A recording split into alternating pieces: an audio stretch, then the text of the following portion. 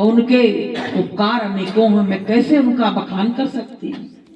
तो प्रेमियों, गुरु महाराज कहते हैं कि समुद्र में जब ज्वार भाटा आता है ना, तो तमाम गंदगी रहती है, बहुत गंदगी हो जाती है, लेकिन ऐसा ज्वार भाटा आता है कि सारी गंदगी सब धुलती चली जाती, साफ होती चली जाती है।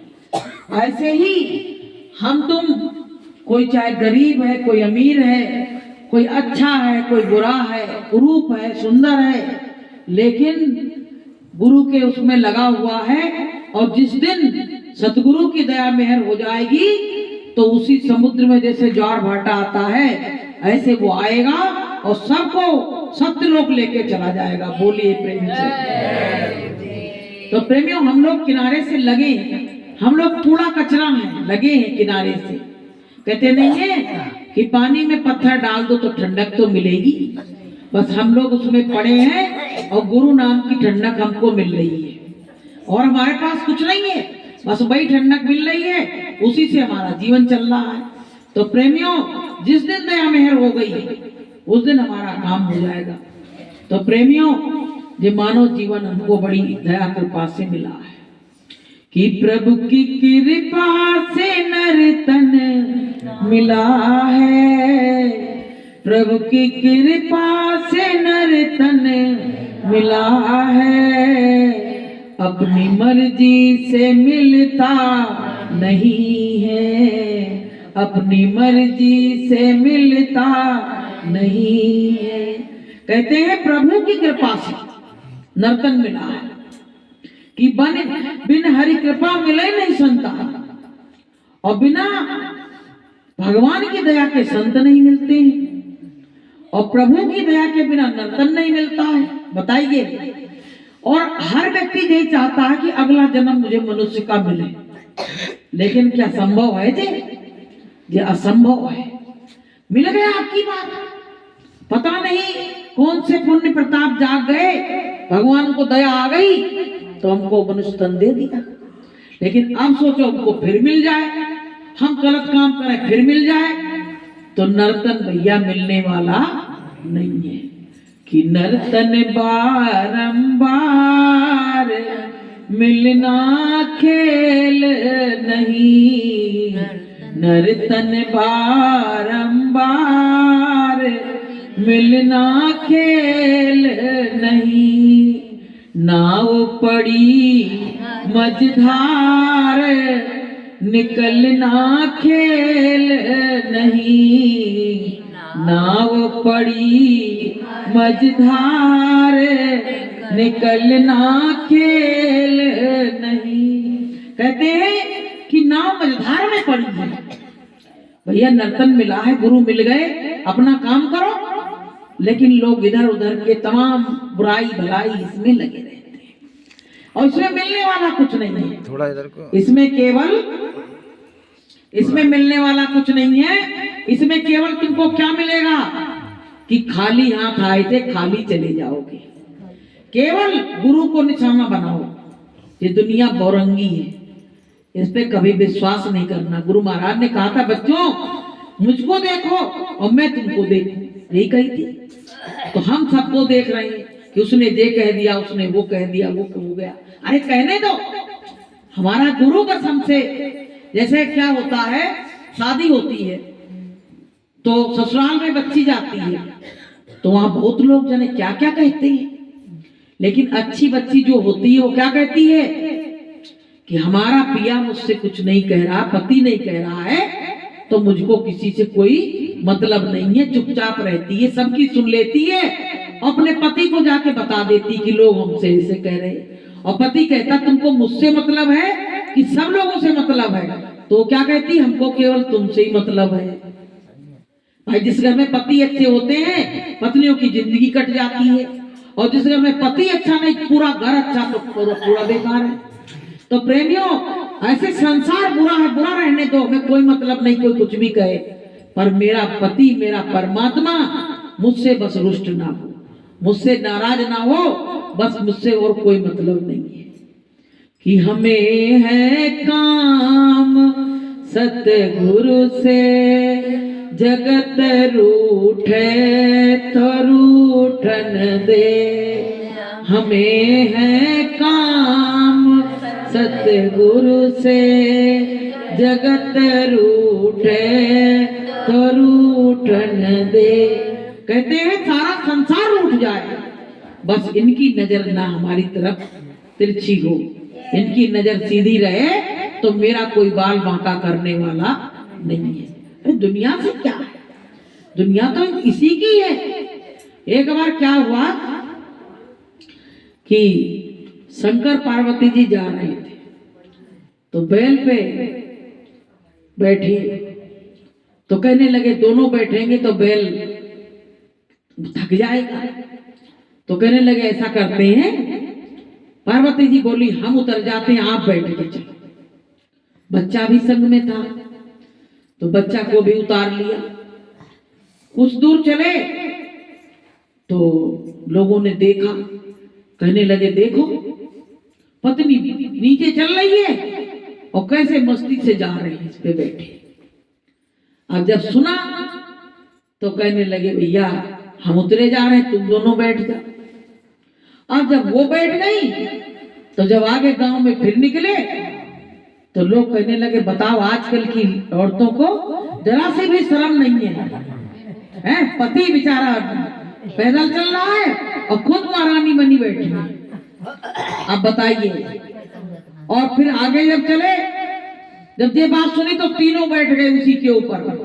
फिर आगे गांव में जब गए तो लोगों ने कहा भैया आजकल के लोगों को जानवरों पे दया नहीं है। बोले कैसे मुस्टंडे से बैठे हैं और बताओ ये जानवर को कहा होगा, 3-3 लदे हैं इस पे। तो यही हाल संसार का है, तुम कितना भी कुछ कर लो तुमको किसी तरह से चैन नहीं लेने देंगे, तुमको बुला के ही मानेंगे, तुम बोलो कुछ और फिर भी तुम्हारी चुगली करें जाएंगे। ये चल रहा है। तो भैया गुरु को मानो, गुरु को जानो, हमको किसी से मतलब नहीं है। तो प्रेमियों ये थोड़े दिन का जीवन मिला है। गुरु महाराज ने कहा बच्चों जैसे चिड़िया अपने रैन बसेरा पे जाती है फिर लौट के नहीं आती है, उसका रैन बसेरा ऐसे ही पड़ा रह जाता है, ऐसे एक दिन तुम्हारा भी रैन बसेरा पड़ा रह जाएगा और तुम यहाँ से दुनिया से विदा हो जाओगे। कि जिंदगी में हजारों का मेला जुड़ा, जिंदगी में हजारों का मेला जुड़ा, हंसा जब जब उड़ा तो अकेला उड़ा, हंसा जब जब उड़ा तो अकेला उड़ा। ना वो राजा रहा ना वो रानी रही, कहने सुनने को बस एक कहानी रही। पत्नी के संग पति का न जोड़ा चला, पत्नी के संग पति का न जोड़ा चला, हंसा जब जब उड़ा तो अकेला उड़ा, हंसा जब जब उड़ा तो अकेला। जब जब जीव संसार से गया अकेले चला गया। पत्नी से कहता था 7 फेरे लिए हैं, हम तुम साथ रहेंगे, लेकिन जब जाने का वक्त आया तो उसको अकेला ही जाना पड़ा। तब दोनों की टिकट नहीं हुई, अकेले की टिकट हुई और उड़ के चला गया। जब पति बीमार हो जाता तो पत्नी कहती भैया मुझको कुछ हो जाए, मेरा पति सही हो जाए, मेरे गाड़ी के 2 पहिया हैं, अगर एक पहिया टूट गया तो मेरा जीवन अस्त व्यस्त हो जाएगा। वो डरती है कि पति के सामने तो मैं रानी बन के रह रही हूँ और पति के जाने के बाद मेरी इज्जत एक नौकरानी से भी बेहतर हो जाएगी, इसके लिए वो रोती है। कहती आज जो मेरी इज्जत कर रहे हैं कल पति के जाने के बाद मेरी कोई इज्जत नहीं करेगा, संसार भी नहीं करेगा, ना घर वाले करेंगे। इसलिए प्रेमी भाई बहनों इसी बात का उसको दुख लगता है कि ये जाएंगे तो सब कुछ हमको जोगन बना के चले जाएंगे। जिस दिन पति जाता है संसार से उस दिन पता क्या करता है, उसी दिन पत्नी का सारा श्रृंगार उजड़ जाता है। उसी दिन वो जोगन बन जाती है, उसके उस पर कोई अधिकार नहीं रह जाता है, कोई मतलब की नहीं रह जाती है। इसलिए हमारी समझ से इसलिए बनाया गया ये विधान कि पति के जाने के बाद उसकी तरफ कोई मुड़ के ना देखे, इसीलिए उसको बदसूरत कर दिया जाता है और पति दुनिया से चला जाता है। अब बताइए, पति भी गया, उसका श्रृंगार भी गया और उसका अपमान भी हो रहा है, तो इसी बात से वो रोती है, चिल्लाती है। तो प्रेमियों, जो जो संसार से गया अकेला गया, चाहे जितने दिन संग रह लो, लेकिन जब जाता है ना जीव, तो जीव की जगह खाली दिखाई पड़ती है तो फूट फूट के रोती है। ये संसार का नियम है। गुरु महाराज कहते ये परिवर्तनशील संसार है, आवागमन का मेला लगा हुआ है, और इसमें एक आता है और एक जाता है। एक आता है इस संसार से और एक चला जाता है। लोग आने वाले की तो खुशियां मनाते हैं और जाने वाले के लिए लोग रोते हैं। क्योंकि एक बार क्या हुआ, एक अर्थी जा रही थी और उधर से एक डोली आ रही थी। तो अर्थी जो थी, वो डोली जो थी, वो अर्थी को देख के हंसने लगी, कहने लगी देखो ये कैसी अपने पिया से बिछड़ के जा रही है। तो उसमें गाया है कि एक अर्थी चली एक डोली चली, फर्क दोनों में क्या है बता दे सखी, फर्क दोनों में क्या है बता दे सखी।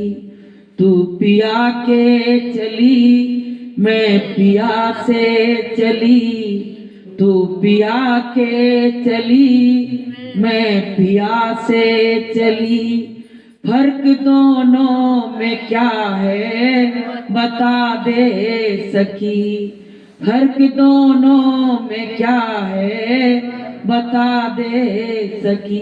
कहती है बस फर्क इतना है कि तू तो अपने पिया से मिलने के लिए जा रही है, लालायित हो रही है, और मेरा पिया रो रहा है, मैं अपने पिया से बिछड़ के जा रही हूँ। बस फर्क इतना है कि चार तुझ में लगे चार मुझ में लगे, चार तुझ में लगे चार मुझ में लगे, फर्क दोनों में क्या है बता दे सखी, फर्क दोनों में क्या है बता दे सखी। कहते चार तुम में लगे हैं, चार लोग तुमको पकड़ के ले जा रहे हैं और चारे लोग डोली में लगे हैं। बस फर्क इतना है कि तू अपने पिया से मिलने जा रही है, मैं अपने पिया से दूर जा रही हूँ, बस फर्क इतना है। तो प्रेमी भाई बहनों, ये संसार बड़ा बेकार है। यहाँ बिछो का जो बना दिया गया विधान ये बड़ा गलत है।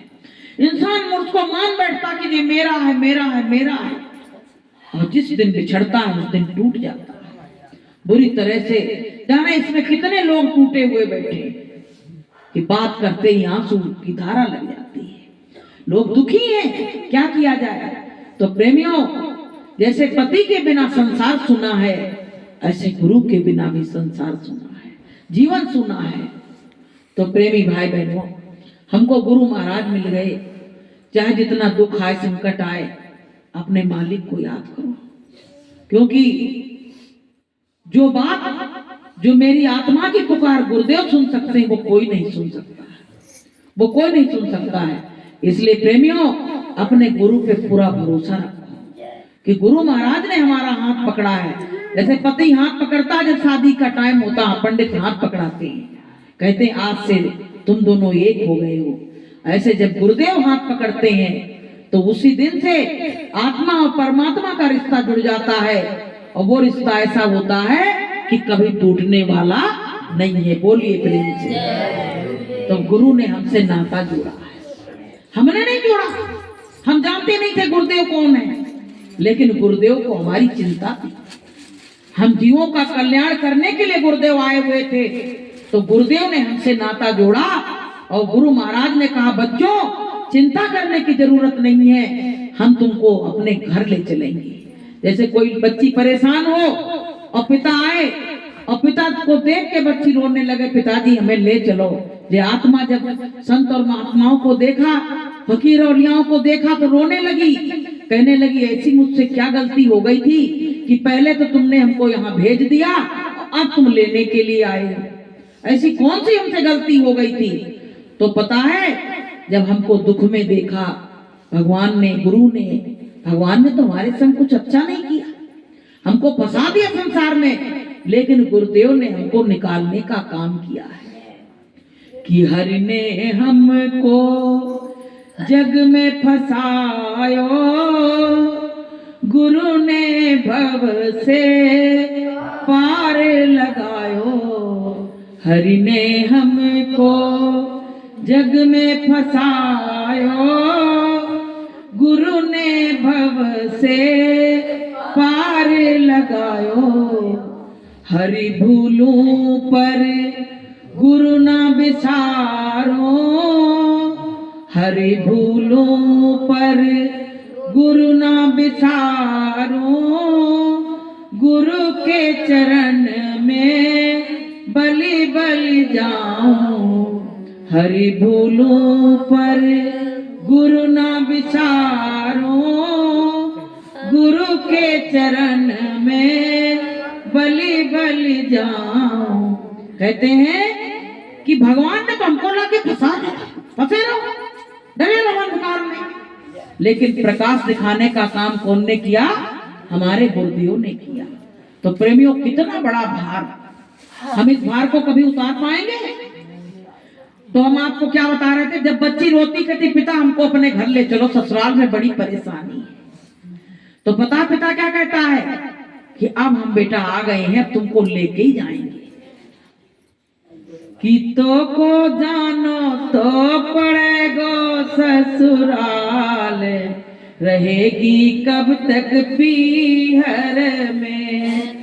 तो को जानो तो पड़ेगो ससुराल, रहेगी कब तक पीहर में। कहते हैं कि तू मायके में कब तक रहेगी, तेरा पिया से मिलन नहीं होगा मायके में, और तुझको तो ससुराल जाना ही पड़ेगा।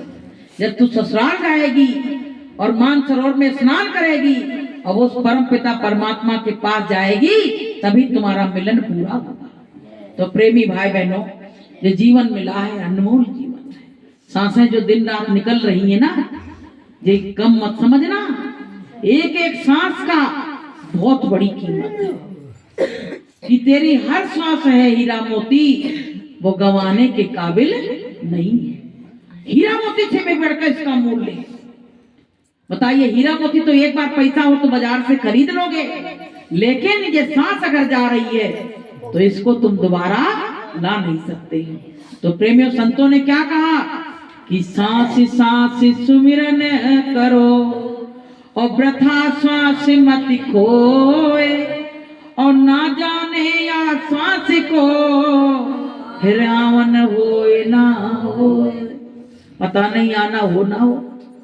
इसलिए सुबह और शाम लेना प्रभु का नाम, तो बन जाएंगे तुम्हारे सारे बिगड़े काम। जो परमात्मा का नाम सुबह और शाम ले रहे हैं, समझ लो वो अपना काम कर रहे हैं, जो नहीं ले रहे वो अपना काम नहीं कर रहे हैं। भैया तुमने नाम ले लिया, गुरु महाराज के उसमें आया पत्रिका में कि बच्चों, तुम जिस तरह से परमात्मा की भक्ति करोगे, मैं उसी तरह से तुमको फल दूंगा। तुम अगर रोज रो रहे हो उसके लिए, रोज बिलख रहे हो, तो परमात्मा कभी ऐसा नहीं है कि तुम्हारा कर्जा खा के बैठ जाए, तुमने आंसू गिराए वो देख लो बैठ जाए, बैठने वाला नहीं है। तुम पे अति कृपा और दया कर देगा, अति कृपा और दया कर देगा। लेकिन पता, हम संसार के लिए रोते हैं। जब जब मेरे आंसू धारा आती है तो कहते कोई बिछड़ नहीं जाए, कहीं पैसा कम ना हो जाए, कहीं कुछ और नहीं हो जाए, इसके लिए मेरे आंसू आ जाते हैं। केवल और केवल पेवर आंसू जब परमात्मा के लिए गिरेंगे, तो परमात्मा ने क्या कहा है कि इतने नन्हे अश्रुआ गिरे और उठ उठ चले दयाल, और नयन खोल देख बाबरे और ले द्रग अंजन डाल। जैसे भक्त के आंसू भगवान को बर्दाश्त नहीं होते हैं। तो प्रेमियों, हम अभी कहने को भक्त हैं पर भक्ति मेरे अंदर आई नहीं है। अब धीरे धीरे उसकी शुरुआत हो रही है और गुरु की कृपा हो गई तो फिर एक दिन भक्त ही बन जाएंगे। भाई भगवान पे विश्वास होगा, परमात्मा पे, तभी तो काम होगा। अब हम लोग हर बात में क्या कहते हैं, गुरुदेव से जुड़े तो हैं लेकिन अब लेकिन लग गई, और लेकिन लगने के बाद सब काम बेकार हो जाता है।